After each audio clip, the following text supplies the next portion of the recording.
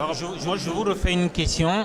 Vous savez, par exemple, au Mali aujourd'hui, le chauffeur de Sotrama ou de Duruni, ou même le Koroboro Boutgini, etc., toutes ces choses-là sont des entreprises. Quelle forme juridique pourrait s'appliquer à ces gens-là pour que l'État puisse les suivre, pour que ça puisse rentrer dans un ensemble de création de richesse? C'est un peu ça l'essence de ma question quand je vous parle d'auto-entreprise, pour permettre à tout le monde de pouvoir participer à la chose. Alors, nous avons toute la palette des formes d'entreprise qui sont disponibles. Mais nous venons de réaliser une réforme importante depuis avril 2015. Et ça, beaucoup de gens ne sont pas encore au courant. Le capital minimum pour la création d'une SARL était, jusqu'à cette date, de 1 million de francs CFA. Aujourd'hui, le Mali est un des pionniers à avoir revu ce capital minimum de 1 million de francs CFA, tenez-vous bien, à 5 000 francs CFA. Aujourd'hui, avec 5 000 francs CFA, vous pouvez créer votre SARL. Ça, il faut le savoir.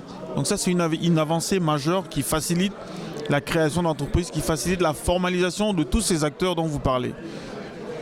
Au-delà de ça, il faut le reconnaître, lorsque ces travailleurs nombreux qui sont dans l'informel pensent à formaliser leur activité, leur première crainte, c'est de dire « Ouh, dès que je crée l'entreprise, les impôts vont me tomber dessus, etc. » Avec les impôts et avec d'autres services, nous sommes en train de travailler sur la mise en place de ce qu'on appelle le statut de l'entrepreneur.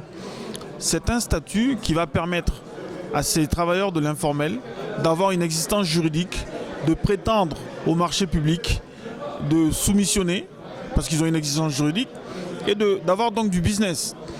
Et on leur donnera entre 3 et 5 ans le temps de s'organiser, d'apprendre à gérer l'entreprise, à mettre en place un système comptable. On va les accompagner en termes de formation. On va certainement pouvoir travailler avec la PEJ. Donc, on va mettre tout ça ensemble pour qu'au bout de ces 3 ou 5 ans, ces entreprises qui ont le statut de l'entrepreneur, donc quelqu'un qui rentre dans l'entreprise, passe de ce statut à un statut carrément d'entreprise normale, comme on connaît aujourd'hui.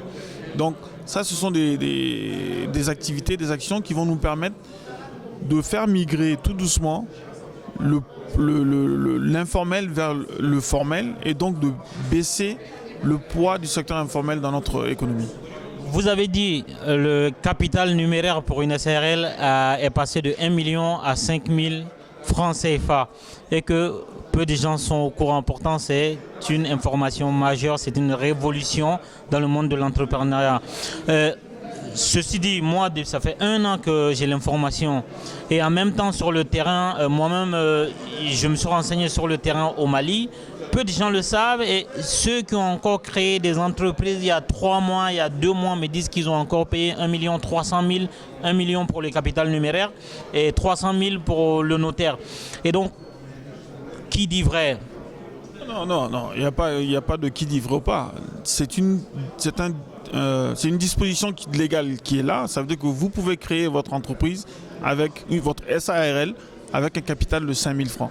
Mais vous pouvez le faire avec 10 000, 15 000, 100 000, 1 million, 100 millions.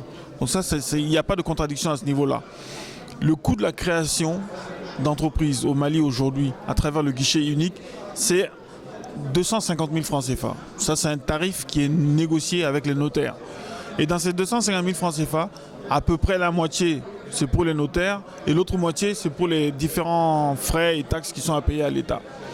Donc la partie de notaire est payée chez le notaire, la partie de l'État est payée à API Mali.